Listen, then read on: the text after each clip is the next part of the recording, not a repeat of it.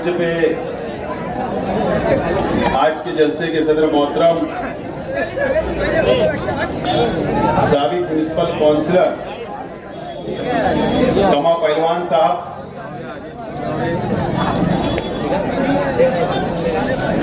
शेख रशीद साहब,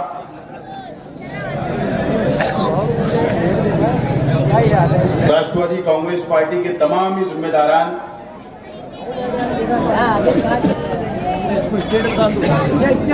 और जिन लोगों ने शेख रशीद साहब, अजीत दादा पवार साहब, जयंत पाटिल साहब और झिरवाल साहब को जिन लोगों ने तोहफे में जो तलवार दी थी, ऐसे तमाम ही हमारे साथी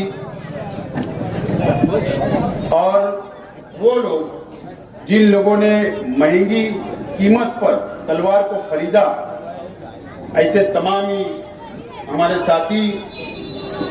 सबसे पहले मैं उन लोगों का शुक्रिया अदा करता हूं जिन्होंने तलवार तोहफे में दी और जिन्होंने तलवार को खरीदा। मैं इस इलाके की आवाम की जानिब से, मन्नान सर की जानिब से, उनके ग्रुप की जानिब से मैं तमाम ही लोगों का शुक्रिया अदा करता हूं। मंच पे तशरीफ फरमा तमाम ही बुजुर्ग हजरात, मेरे सामने तशरीफ फरमा तमाम ही बुजुर्ग हजरात, नौजवान साथी और जहां तक मेरी आवाज जा रही है ऐसी मेरी माँ और बहनें, दोस्तों और साथियों, 14 अक्टूबर को शेख रशीद साहब का हम लोगों ने 40 साला जश्न मनाया। कामयाब 40 साल। और उससे पहले ये शहर में हमारे अपने जितने मुखालिफ है, अपनी अपनी निजी महफिल के अंदर बैठकर ये दावा करते थे कि शेख रशीद परिवार, राष्ट्रवादी कांग्रेस पार्टी खत्म हो चुकी है, अब इनका वजूद नहीं बचेगा। मैं मुबारकबाद देता हूं मालेगांव शहर की आवाम को और खास तौर पर शेख रशीद साहब से मोहब्बत करने वाले,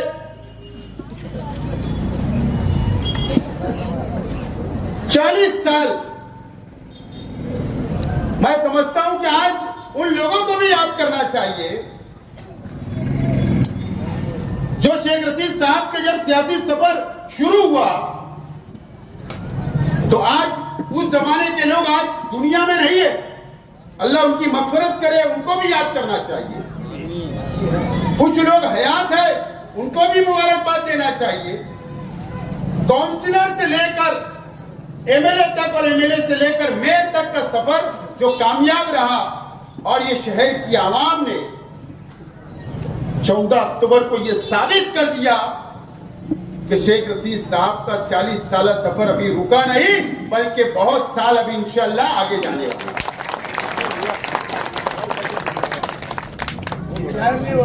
और उसके बाद जाएगा साहब, जाएगा। और उसके बाद आप ये शहर की सियासी मंजरनामा देखो, ये शहर के सियासी हालात देखो।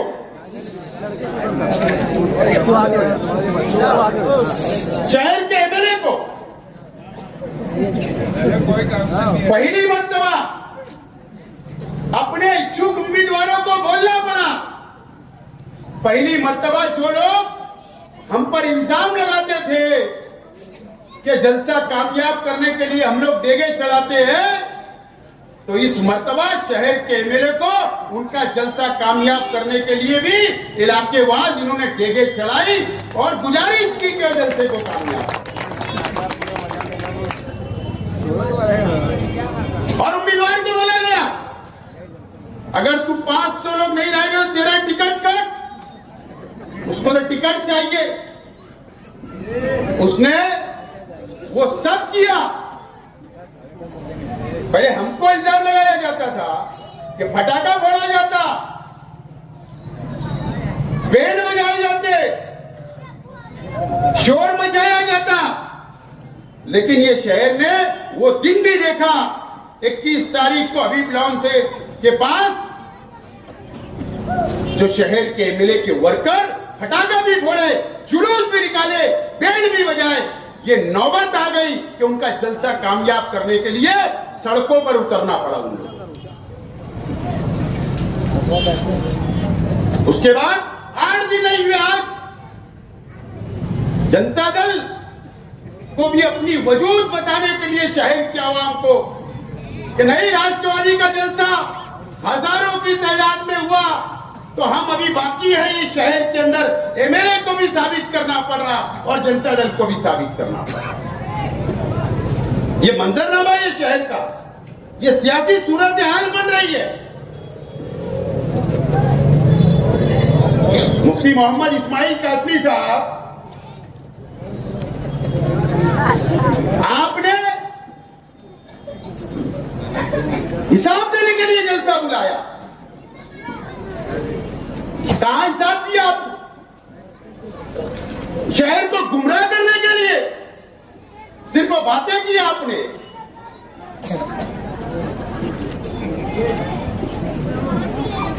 आपने फला फला किधर किधर तकरीर की, भौकलाई हुई तकरीर की और आखिरी में बोल दिया कि गेट के ऊपर पंपलेट बट रहे, उसके अंदर लिखा हुआ है।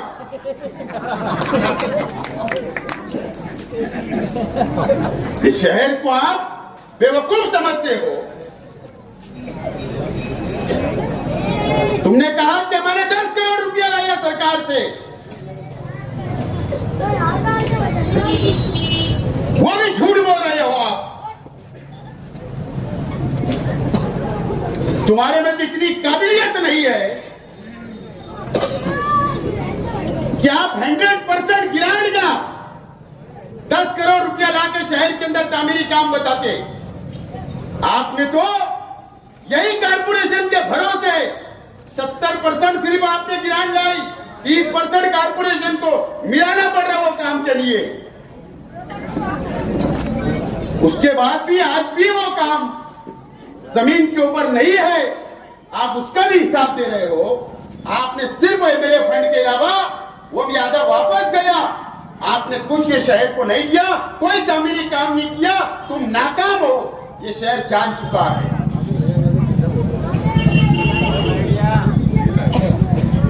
और कई लोग दिन मार रहे हैं, हमने 3 करोड़ लाया, वो भी 70% गवर्नमेंट ने दी, 30% कारपोरेशन को मिलाना पड़ रहा है।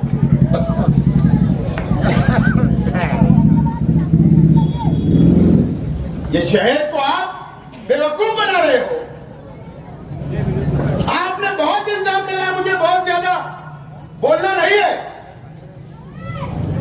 आप पुलिस को धमकी दे रहे हो, आप पुलिस को धमकी नहीं दे रहे थे। आप इस शहर के 2 नंबर धंधे वालों को हफ्ता वसूली करने के लिए, उनसे हफ्ता मांगने के लिए आपने वहां पर उनको डराने का काम किया है। आप इतने पालसा नहीं हो, आप इतने दूध के धोए हुए नहीं हो। जब आप तकरीर कर रहे थे तो आप कम से कम अपने स्टेज के ऊपर बैठे हुए लोगों के ऊपर नजर डालते, या जो सामने पहली लाइन के अंदर बैठे हुए के ऊपर नजर डालते। तुम्हारे कार्यकर्ता, तुम्हारे पार्टी के जिम्मेदार 2 नंबर के धंधे के अंदर इन्वॉल्व है, आज भी धंधा कर रहे, वो सामने बैठे हुए। और अगर आपने झुटलाया तो शेख हसीन साबित करेगा, वीडियो वायरल करके शहर के अंदर आप झुटला के बताओ।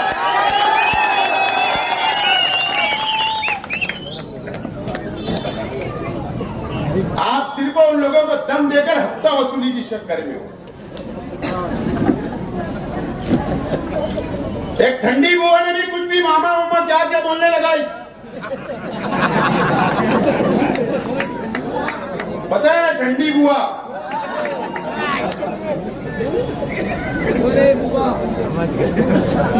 वो शख्स का रिकॉर्ड सिर्फ कमालपुरे की शौचालय के अंदर जाकर पूछो, इससे ज्यादा मुझे कुछ नहीं बोलना है। पीछे से चावल है साहब, पीछे से याद रखना, अगर जातियात पे बोला गया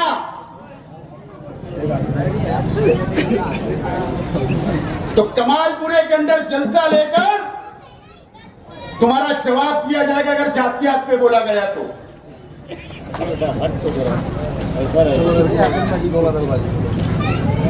हम क्या सुधर गए, जमाना बदमाश हो गया।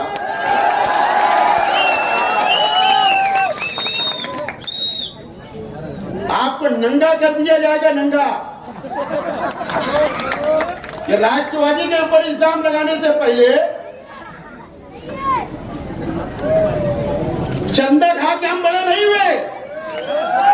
आज भी चंदा जमा किया जाता। याद रखना, मैं आज वार्निंग दे रहा हूं। और बिजली कंपनी के ताल्लुक से मुफ्ती इस्माइल साहब, आपने कंपनी से सुपारी लेकर हमारी तहरीक को डायनामेट करने का काम किया।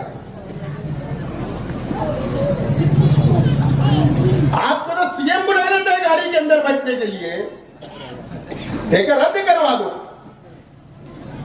और वो भी गलत बात है।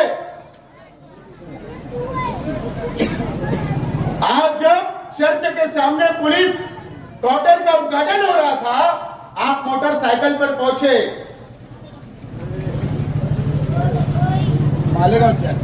मालेगांव चर्च के पास, तो दादा भूसे साहब ने बोले आप बैठ जाओ, ऐसे पीछे हाथ बचाए। इन्होंने सीएम की गाड़ी में बैठ गए। इनको कोई बैठने के लिए नहीं कहा, लेकिन इनको यह नहीं दिख रहा था कि एक हिंदुत्ववादी सरकार का मुख्यमंत्री, एक हिंदुत्ववादी सरकार का कैबिनेट मालेगांव शहर के अंदर आया। एक प्रोटोकॉल होता, आप रेस्ट हाउस के अंदर जाकर गुलदस्ता देते, वापस आ जाते, लेकिन आप उनके साथ घूमते रहे। और ताज्जुब तो जब हुआ कि शिवसेना के स्टेज के ऊपर आप जाकर बैठ गए। आप तो बहुत पावर है, बहुत सुनी जाती। तो आप ये शहर का कंपनी का ठेका रद्द कर दो। 1 महीने का आपको हमने टाइम दिया है। नवंबर तक हम कुछ नहीं बोलेंगे, लेकिन नवंबर के बाद पावर कंपनी के तमाम ही अधिकारी और इस शहर का पुलिस डिपार्टमेंट इस बात को समझ ले।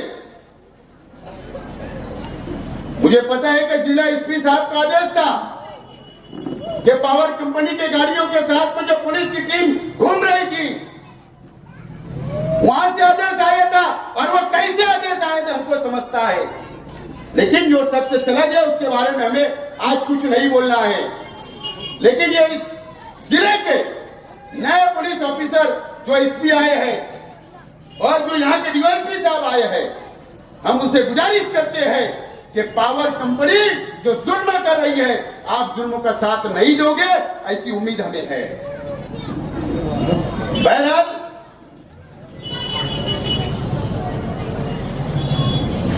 ये शहर के अंदर ये समझ में नहीं आ रहा कि महागठबंधन के अंदर इतनी तनाव क्यों है। अरे इतनी जिल्लत मुफ्ती मोहम्मद इस्माइल कासमी साहब ने इन लोगों की इतनी जिल्लत, इतनी बेइज्जती कि उनके बैनर पे इनको फोटो भी जगह नहीं मिली इन लोगों को। इतनी बेइज्जती करने के बाद फिर भी यही बोल रहे हैं कि टूटे भी नहीं और जुड़े भी नहीं। हमको बोलना नहीं है, हमारी मजबूरी नहीं है, हमको उनके खिलाफ बोलना नहीं है। हम आज भी चाहते गठबंधन हो जाए। इस तरीके के बयान आते रहे और एक दूसरे के खिलाफ वो बोलते जा रहे हैं। असल में अलग अलग होने का फैसला मर्द लोग लिया करते हैं, मर्द लोग।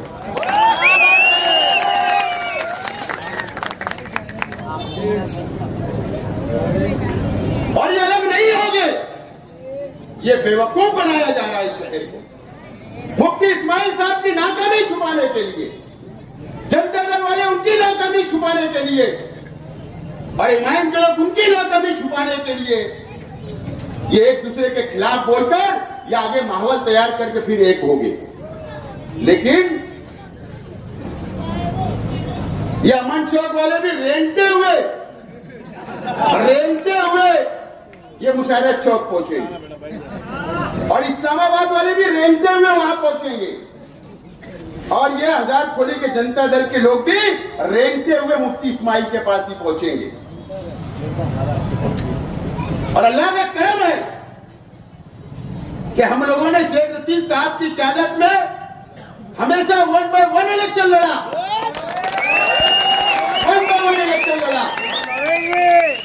और कुछ लोगों को जलसे के बाद से चंदनपुरी के मेडिकल के ऊपर रात के अंदर सोने के लिए नींद की गोली दी जा रही है, इंजेक्शन लगाना पड़ रहे हैं। इस तरीके की हालत इस शहर के अंदर 14 अक्टूबर के बाद से बन गई है।